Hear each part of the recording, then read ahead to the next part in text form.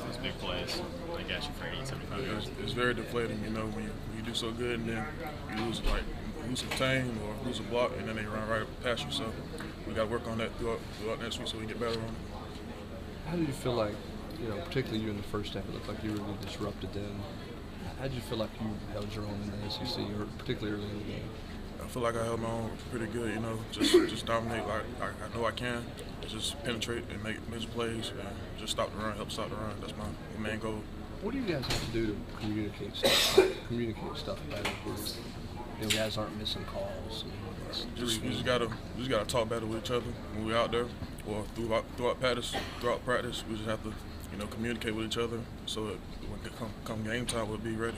Is that kind of hard to do sometimes with all the substitution that takes place too? That making a late call on personnel to get out there. Sometimes it's hard to communicate because of that. Not really. We just gotta listen because it's a loud crowd. So once we just start practicing on it and listening and just communicate, I know we can do it. So we just gotta get better at it. How surprising was it that it got away as quickly as it did? I mean, the game turned really quickly. I mean, did you feel like you guys were almost a little bit shell-shocked by it or something? Not really. Come halftime, we thought we were pretty good. What was the lead? I think it was up. But it did shock us a little bit because the way they scored so quickly. But we just had to keep fighting. So that's what we did. We just got to keep fighting and just got to keep the score down as much as possible. Did the belief kind of stay there on the sideline, or were there times in the fourth quarter where some guys were kind of looking around and there wasn't much belief there? I didn't really see that, but I know we kept our heads up and we just want to keep battling for the university and our fans.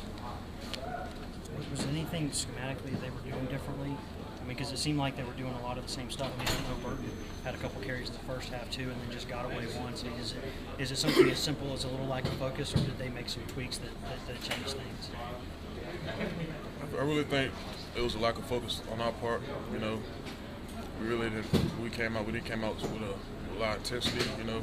So they made big plays on us. So we lost contain a couple times, and the quarterbacks ran outside. So that's something we just got to work on throughout the week. And I know we're gonna get better because we got a great team.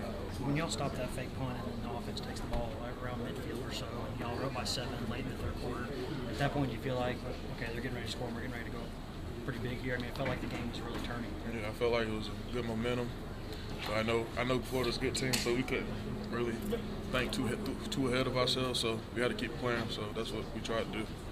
What was the message from the coaches after the game? Was it one that was a little bit angry, or one that was a little bit more surprised, or what was kind of the message that y'all took out of that? It was just more of a surprise. They just told us to keep battling. We have a great team. It was just one game, so we have a long season ahead of us. We're going to continue to work hard and practice hard so we can get better each and every day. Appreciate it.